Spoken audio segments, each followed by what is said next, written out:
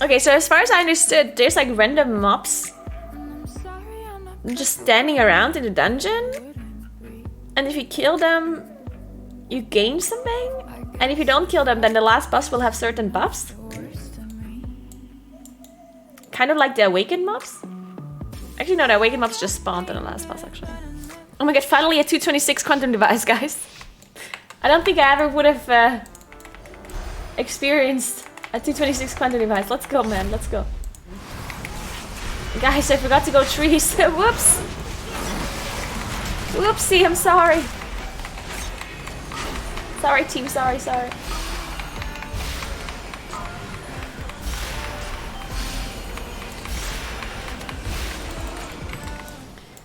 Okay, so where are those mobs standing? I don't see any.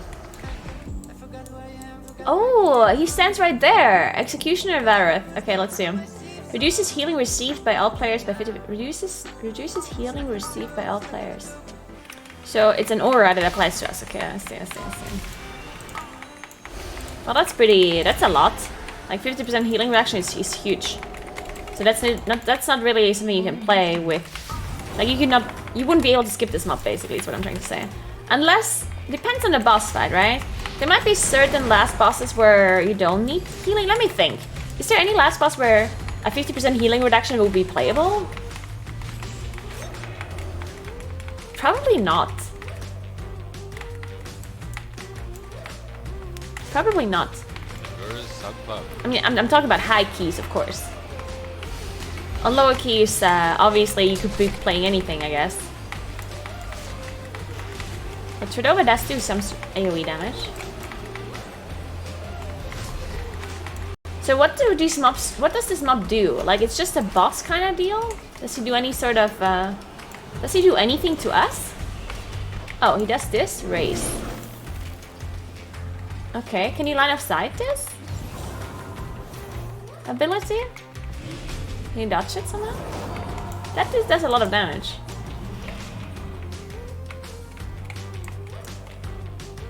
Then he just decapitate? I guess it's a tank ability? Let's see it. Oh, you can line of sight. Okay. Oh, he recast it though. Okay, so if you line of sight it, he just recast it. Well, I guess theoretically you'd still just line of sight all of them. If it goes on ranged only. And it maybe goes on ranged only, who knows? Okay, so now we get this Anima orb. Let's see. Oh, so it dropped here. While above sighting result, your haste or crit is increased by 8%. Okay, that's, I mean, could be good. A little bit bait. 70% health. Damaging a target has a chance to create a gout of flame beneath the target that erupts up to damage to all enemies within 3 yards and knocking them upwards. Okay, it's like volcanic. Damaging a target has a high chance to consume the target with creeping decay, dealing physical damage, right? Reducing healing absorption received with 2% against 10 times. That's more about like single target thing, I guess. Let's try this, whatever. Wait, so this is only something I have now, or do I choose this for like everybody? Oh, just for you, but every roll gets the same choice. Okay, I see. Do we already know about the RNG of these powers? Like, is it always the same power from the same mob?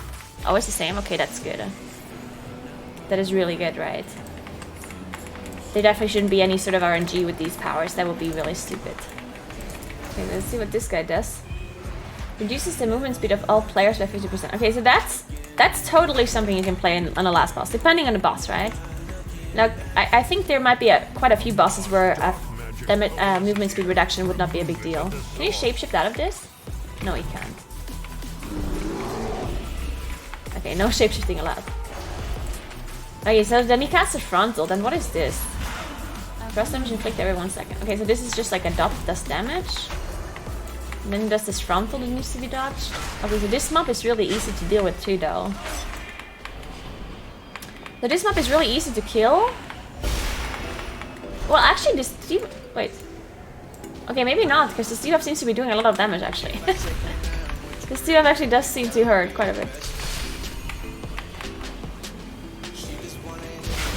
So maybe it isn't that easy to kill on hierarchies. Yeah, okay. Actually, this debuff does a lot of damage. What the hell?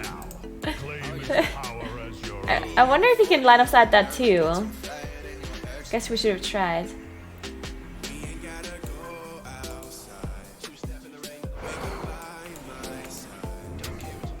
So, what is this? You take 5% less damage from area of effect attacks. Okay, that's pretty good. That's really good. 5% AoE damage reduction. It's really good.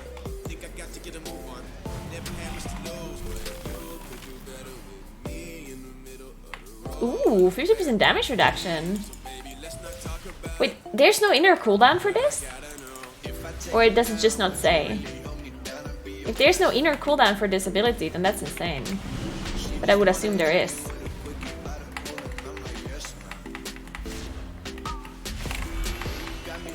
Wow, this is an anti-Moonkin power. Feels bad when you have an interrupt every 1 minute. Let's try and see how many times this actually procs. So the choices are determined by the mob that you kill, because so the way it works is that there's 4 mobs in each dungeon, and the mobs are the same. Like they're all like mini bosses basically. So there's 4 different mini bosses, and all those 4 different mini bosses are in all dungeons. It never changes. And depending on which mob you kill, which mini boss, you get the same powers depending on your role.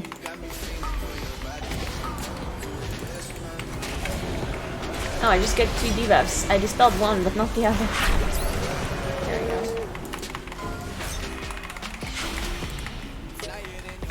So the buffs that I just got from this mob are going to be the same in the other dungeons too. And the other 2 damage dealers got the same option. Okay, so let's see. This is the 3rd boss. Soulforged Flames. While in combat, inflicts 2,100 fire damage every 3 seconds to all players. Okay. So this just does damage over time, and then it leaves these pools behind. And I wonder if these pools actually go away or if they stay forever for like the whole duration. Oh, and then there's also debuff. 100% increased fire damage taken. Oh wait, that's scary considering that you have this dot. Okay, so this mob seems to be kind of scary. And oh, they do disappear. So the pools disappear because this initial one already is gone. And he applies 2 debuffs? Or is it a frontal? Does he apply 2 debuffs per application? Or is it a frontal and I just stood in front? Not sure. So, then, Signal of Bolstering. Enemies that die within 40 yards bolster you, increasing your damage down by 40% for 20 seconds, stacking up to 5 times. Successive stacks do not increase duration. Okay. That's probably not very good. Then, while above enemies health, your haste. Oh, this is the same thing I already saw. And then this, your damaging spells and abilities against enemies below 30% health cause them to suffer 2% from your... To suffer 2% from you for until cancelled. 2% what? 2% more damage? Or 2% of their health? Or like, what's the mean? That's not a very clear tool to taste it now. You know what, let's just test it and see what happens. I think the bolstering thing is not very good just because there's quite a lot of affixes that almost where you almost want to kill everything at the same time. And I guess it depends on the dungeon. Like in some dungeons you have like really different kinds of HP mobs, right? And then it's probably good. But if you play a dungeon where the mobs have very similar HP pools, then it's probably just not good, because if everything dies at the same time, then what does the damage buff do to you, right? So I guess it's really situational.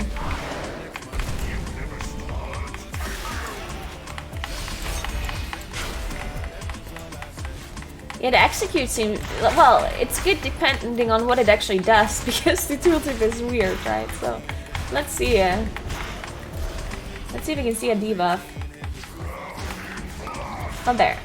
2% increased damage taken from Naguura. Oh, okay, so this 2% damage increase. Oh, that is really good, actually.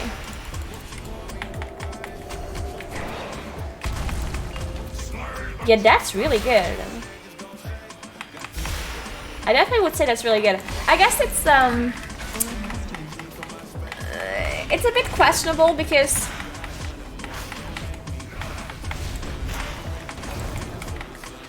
you would want to save your cooldowns for execute then almost.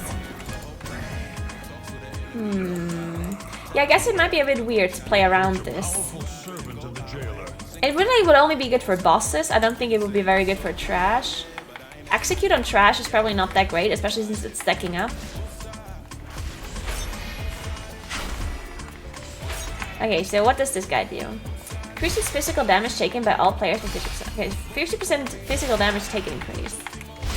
Ooh, that is something you can play with the last boss. Because some bosses don't do any like physical... A lot of bosses don't do any physical damage other than to the tank, right?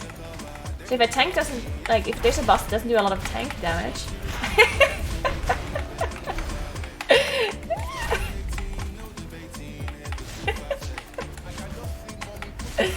Oh, a these nuts joke. Oh, no, no, no.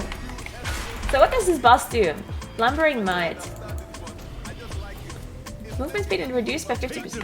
Oh, shit. We're killing these mobs too fast. I don't know what is going on. Okay.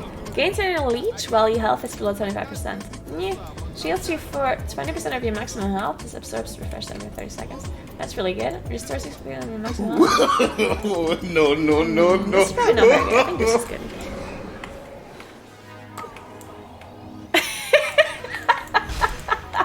Johnny!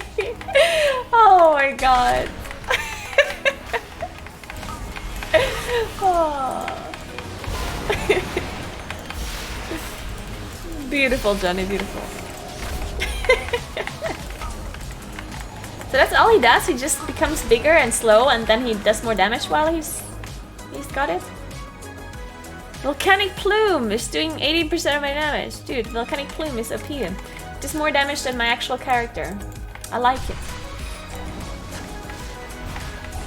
Okay, now we get into the execute. Yeah, this execute maybe is not that as good. I don't know. Like most of the Anima powers don't seem that strong though, right?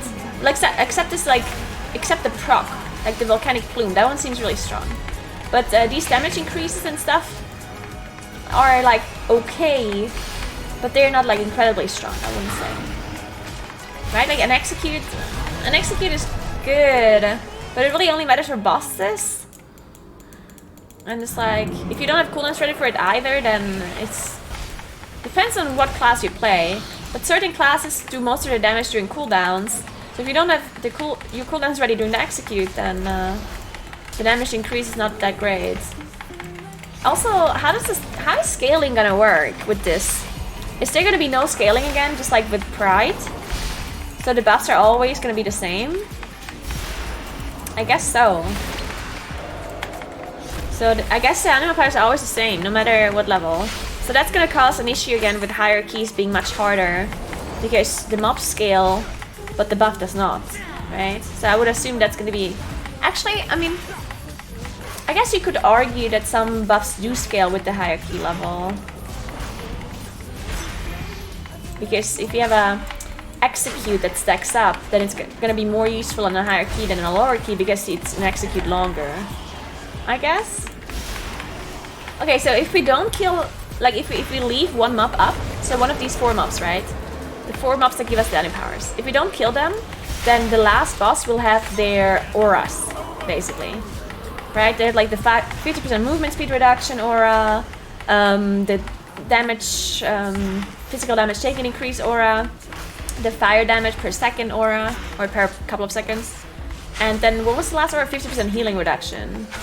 Some of these auras are probably playable and others are not.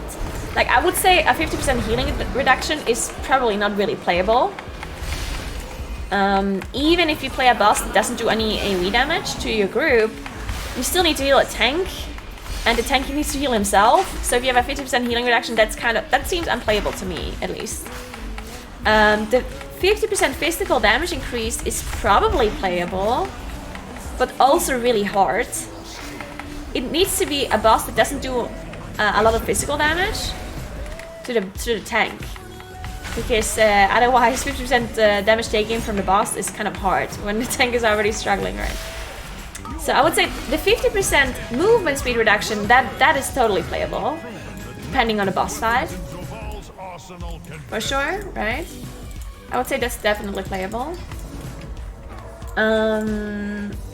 So 50% movement speed reduction is playable, and the aura, the fire damage taken aura, that's probably also playable if it's not a boss fight that is that is doing a lot of damage out, like otherwise, you know? Like if it's a boss fight that doesn't do too much damage, then maybe that aura is also playable.